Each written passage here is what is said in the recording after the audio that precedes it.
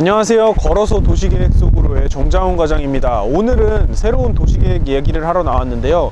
오늘은 어디에 나왔냐? 바로 제 뒤에 풍경 보시면 아시는 분들도 계시겠는데, 오늘은 서울 명소 중 한 곳, 바로 청계천입니다. 지금 제가 있는 곳은 청계천 광장이고요. 청계천 걸으면서 청계천에 대해서 여러분들한테 이야기를 들려드리도록 하겠습니다.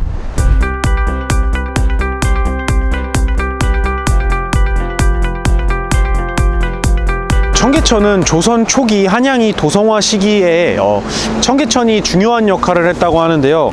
비가 오거나 하면 이제 북악산이나 인왕산에서 물이 청계천으로 모여서 한강으로 내보내는 구조였다고 합니다. 옛적에는 그렇게 청계천이 쓰였었는데 조선시대 때는 개천, 일제감정기 이후부터 청계천이라고 불렸다고 합니다. 지금의 청계천은 아름답고, 특히 저녁에 가보셨어요? 저녁에 가보시면 야경이나 분위기가 진짜 장난이 아니에요. 가보신 분들은 아실 텐데 전 자주 갔었습니다. 연인끼리 걸으면 없던 사랑도 생길 정도로 좋은 이곳 청계천이지만, 과거에는 늘 오수와 쓰레기들 때문에 지저분하고, 특히 여름이면 홍수가 나고 막 물난리 났어요. 여기 같은 경우에는 판자촌 밑에 있다 보니까 그쪽에서 나오는 물질들, 더러운 것들이 다 모였으니까 당연히 엄청난 오수들이 있었겠죠. 특히 8.15 해방과 이제 한국전쟁을 거치면서 아까 말했던 피난민들이 다 모인 거예요. 그러면서 오염 문제가 심각해지고, 오염이 많아지면 병이 생기잖아요. 그런 병들 때문에 좀 문제가 많았다고 합니다. 이에 따라서 1958년 서울시에서는 청계천 전면 복개 결정을 하고, 그러니까 덮는다는 거죠. 덮기로 하고 공사기간 4년 3개월에 걸려서 완공이 되었다고 합니다. 기존에 이제 아까 판자촌이 있다고 했는데, 거기 거주하시던 분들은 경기도 광주 쪽으로 이주를 했는데, 이주촌 자체가 아무것도 준비되어 있는 게 없는 거예요. 진흙밭에다가 서울에서 이제 출퇴근하시는 분들도 있을 텐데 통금 문제 이래서 데모하고 난리도 아니었다고 합니다. 옛날이나 지금이나 이제 옮기게 되면 개발을 해도 재개발을 해도 되게 데모하고 그러잖아요. 옛날이나 지금이나 똑같은 것 같습니다. 그럼에도 될 곳은 되는 거예요, 결국에는. 그리고 약 10년 후에 이제 서울에 자동차들이 많아짐에 따라 1970년대 자동차 전용 도로, 청계 고가도로를 공사 후 개통했다고 합니다. 옛날에 좀 나이 있으신 분들은 아시겠지만, 원래는 이제 여기 이렇게 고가가 전부 다 있었던 거죠. 하지만 건설 당시에는 상상도 못했던 차량의 증가, 통행량으로 수리비가 굉장했다고 하는데요. 너무 많이 들었고, 이제 청계 고가도로 교각과 상판은 이미 수명을 다했습니다. 차가 너무 많이 다녔고, 관리도 잘 안 될 뿐더러, 그렇기 때문에 이미 대형 사고가 날 수 있는 그런 상황이었다고 하는데요. 그러니까 또 복개된 내부에도 진짜 그 가스가 충만해가지고 언제 터질지 모르는 상황이었다고 합니다. 굉장히 위험한 상황이었다고 설명하고 있는데요. 무조건 조치를 취해야 되는 거죠. 그런 상황이었던 겁니다.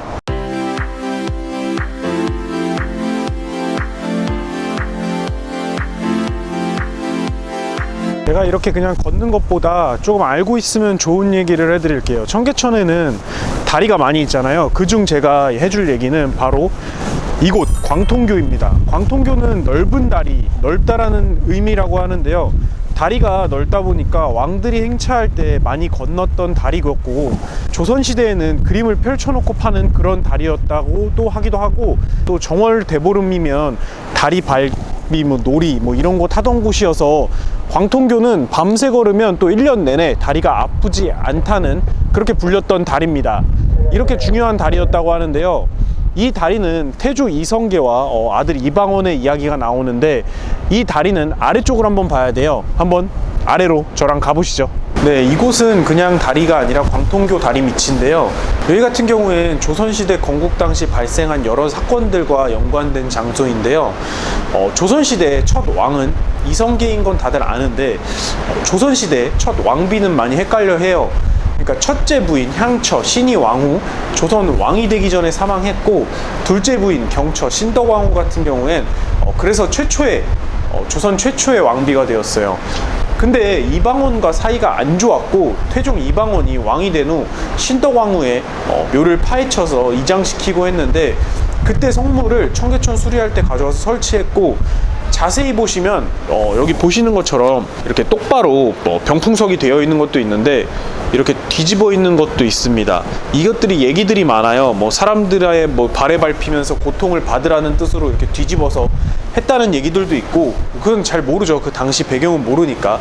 알고 보면 신기하고 모르고 보면 모르는, 이런 곳 한번 이 정도 알면 좋을 것 같고요. 저도 이번에 공부하면서 알게 됐고, 이제 지식 하나 쌓았으니까 계속 가보시죠. 이게 진짜 쉬운 공사가 아니잖아요. 진짜 누군가는 책임을 지고 해야 되는 건데, 이게 책임지기가 쉽지 않았을 텐데, 전 이명박 대통령이 서울시장 당시 공약사항 1호가 이제 청계천 복원 사업이었는데요. 그러니까 수명이 다 되어 이제 안전성이 염려스러운 청계 고가도로를 철거하고 하천을 덮고 있는 복개 부분도 철거를 해서 개천을 복원함으로써 이제 시민들에게 아름다운 수경을 제공한다는 그런 공약, 목표를 거걸고 했는데, 결국엔 당선돼서 그게 1호 목표였기 때문에 진행이 된 사업인데요. 그렇게 청계천 복개 사업을 진행하려고 처음 청계천 복개 부분을 찾았을 때는 정말 악취와 그 막 안쪽의 상태 있잖아요. 막 다 썩어 있고 막 말도 못하는 상황이었습니다. 만약에 그 차량 통행량 지금처럼 지금은 차가 점점 더 많아지잖아요. 그러니까 만약 그랬다면 한마디로 그냥 그 위험함 그 자체였다고 합니다. 복개된 상태가 이제 40년 이상 계속되어서 그게 정상인 것처럼 돼버렸고, 대다수 시민들에게는 정말로 뜻밖이면서 대단히 참신한 공약이었지만 당연히 반대 여론도 있었을 거고 정말 쉽지 않았겠죠. 이명박 전 대통령 자서전에는 공사 이런 문제보다 더 어려운 것이 사람을 설득하는 거였다고 해요. 다들 불가능하다고는 하기도 했지만 여론조사 결과 70% 이상이 복원을 찬성했습니다. 근데 그 지역에는 수십 년간 생계를 꾸려온 22만 명의 상인들이 있었고, 그들에게는 청계천은 환경을 넘어서 그냥 생존의 문제였다고 합니다. 여기 지금 돌다리가 있어서 돌다리 먼저 안전하게 건너고 계속 설명하도록 하겠습니다. 그 지역에는 그렇게 뭐 그분들 때문에 반대를 이제 굉장히 많이 했고, 자서전에는 뭐 잘 해결됐다고 나오지만 실상은 100% 그렇지 않다고 합니다. 뭐 이 얘기는 깊게 안 들어가는 게 좋을 것 같아요. 제가 뭐 얘기할 것도 아니고, 지금 보시는 것처럼 이게 그 여러분들이 옛날에 보셨던 복원 당시 여기 지금 기념으로 남겨둔 거고요. 지금 이만큼 존치해 놓은 겁니다. 이쪽 오시면 보실 수 있습니다. 결국 공사를 여기를 시작하게 되고 2005년 10월 1일 완공되었다고 합니다. 청계천 복개 공사는 1961년도에 완공이 되었는데요.